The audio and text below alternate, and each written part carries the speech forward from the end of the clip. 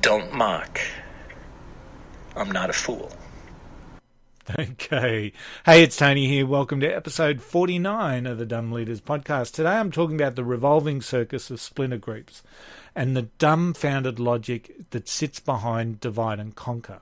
Now, it's really interesting when we sit back and observe the world. You would think that as humans, we all have this vested interest in the survival of the human race. Now, with this as an ultimate outcome, you would think that we would somehow find ways to work and align together for the greater good. But we don't. Instead, what we see is we see people that are being driven by the incessant need for power, that we see people driven by the need to be right. Those ones that inflict their message on the world, believing their message is the right message or indeed the only message. So in a simpler times, we used to have right and we used to have left. Now, I'm not ever sure why they ever became known as the right or the left.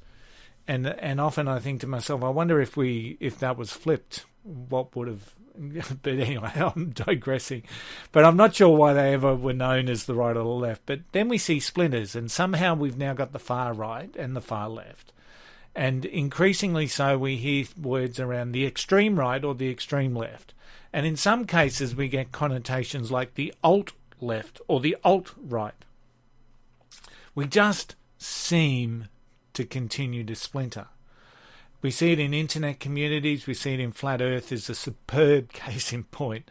Originally, we see, and sorry for laughing, I still can't believe that we have people in this society that believe the Earth is flat. But people are entitled to believe whatever it is that they want to believe. And, I may personally find that a bit humorous, but people are entitled to whatever they believe. But it's a good case in point because originally we saw this community that was drawn together for the romantic ideal that they were in on the world's biggest secret. This secret that had been inflicted on the human population that we live on this globe, or as they say, this spinning ball hurtling through space. But now what we see is people moving away from that camaraderie of the central theme and starting to divulge and splinter. And, we see the Christian aspects of Flat Earth. We see the firmament discussions. We see the pseudo-scientific. We see the observable reality. We see all these different methodologies now around Flat Earth.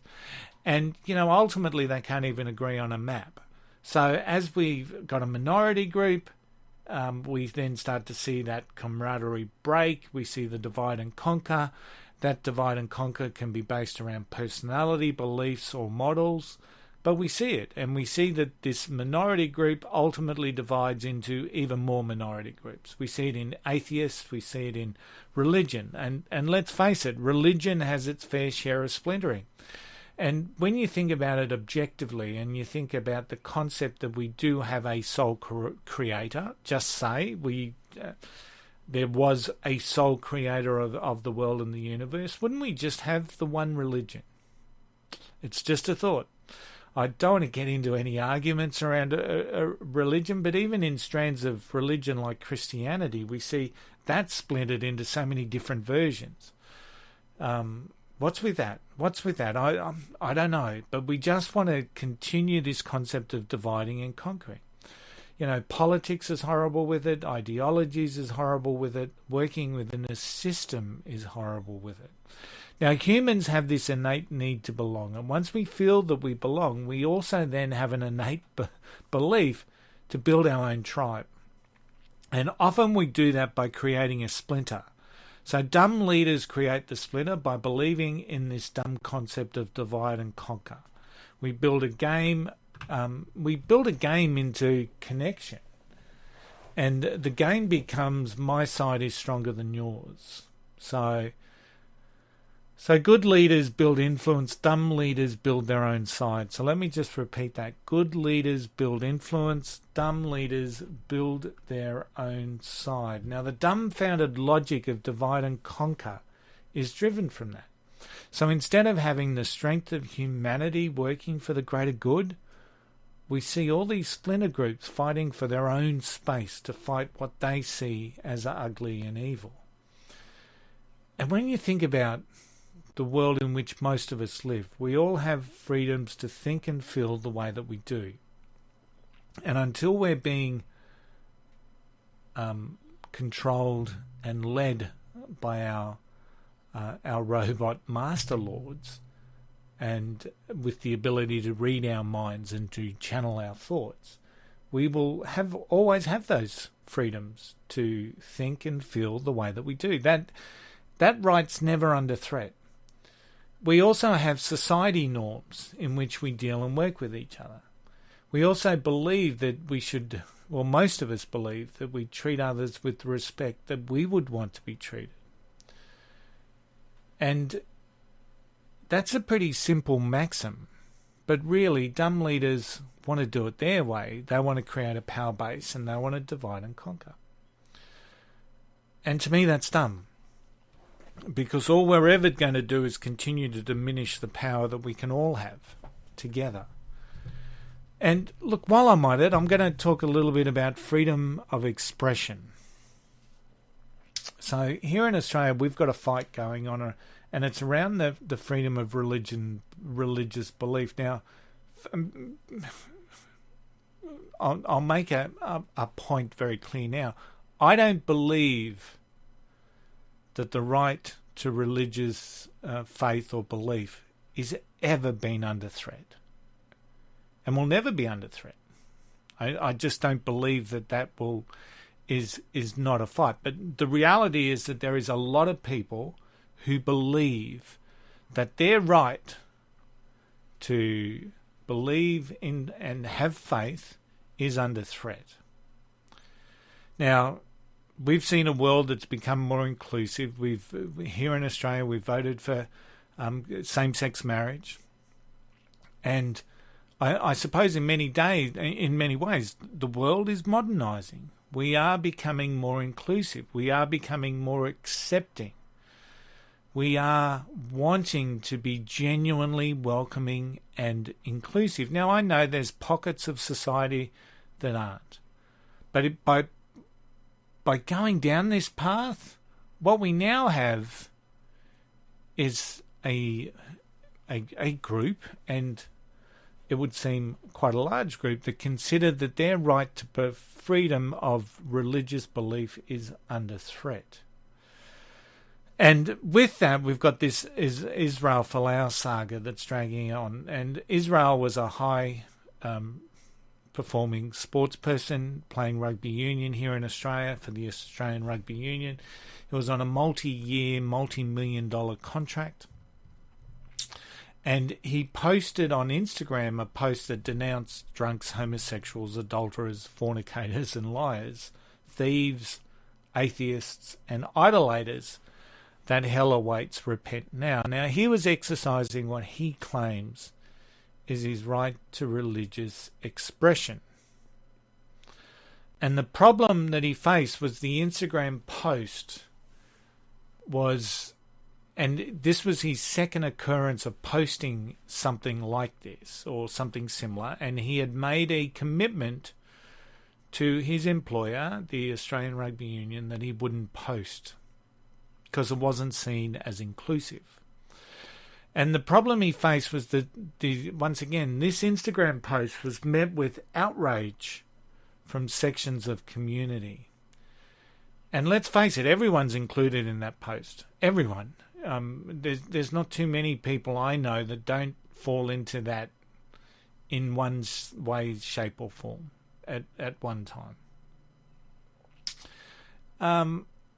It was against the code of conduct, and he did go against an undertaking he had previously given. Now, rugby union's trying to be an inclusive game, and posts like this are seen as non-inclusive. Now, I believe we choose how we react. And that post from Folau had no bearing on me whatsoever. I don't subscribe to that belief system. And I certainly didn't take it personally. He wasn't telling me that I was going to go to hell, because I didn't believe in what he was writing. It I don't subscribe to that belief system. But many chose to. And the outrage happened and Israel was sacked. Now, to cut a long story short, the court case is now being funded by the many Australians who believe that religious freedom is under threat. Now, Israel also talks about he has a right to religious expression. And because of that his religious expression is protected by law. It's going to be an interesting legal case, that's for sure. And it will be incredibly interesting to watch what happens. Because I'm not so sure if we do actually have a right to religious expression. Or that we should have a right to religious expression. You've got every right to believe whatever you want to believe. But I could just imagine the outrage if one of our high-profile people practicing any other form of religion and taking on an extremist view. Now, any other form of religion, I'm not singling out any religious belief there, but in every religion there is extreme views, And I would just imagine what would happen if another high-profile sports person came out and expressed some of those high-profile views, or those extreme views. Things like cutting your hands off for thieves is a common sort of a process, And there are so many things that have been written in books of faith that defy just about every little semblance of common sense in some places, people that have lived for hundreds of years and etc., etc. So I'm not convinced that we have the right to religious expression. And I think that by going in and challenging this legally, it may actually create some limitations on your right to religious expression. I'm sure that there are people around the world who, when hearing the knock on the door and look and see that there is there are people outside of whatever religious faith they are on a mission, then feel like they're prisoners in their own house until those people have left. That's religious expression. That's people trying to express their religion and their point of view onto other members of the community. So I'm sort of thinking that maybe that shouldn't be the case. I'm happy to argue that shouldn't be the case. I shouldn't be made to feel like I'm a prisoner in my own home because someone else is expressing their right to religious expression. So it's going to be interesting. It's going to be interesting to see what happens. I'll certainly keep you posted. But then again, this is another example of divide and conquer. Let's divide the population and let's have the people who support Israel and have faith and believe it's their whatever under threat, and those people that are just saying, well, just get it out off the news. Because I'd imagine the vast majority of people don't really care. They just see someone who's potentially trying to protect the income that he obviously had. But to get that income, he signed some conditions. So anyway. Hey, don't forget to check out dumbleaders.com. It's our handbook for better leadership, where we teach and where we share some of the lessons from lousy leaders. So instead of you making the mistake, you can learn about it from some of the stories that we share. Drop us a line, drop us a contact note, share your dumb leader stories. Check out the articles. It's all over there on how to become a better leader. It's all available at dumbleaders.com. Hey, thanks for listening. I hope you've somehow made some sense out of some of my ramblings today. Until next week, we'll see you then. Bye.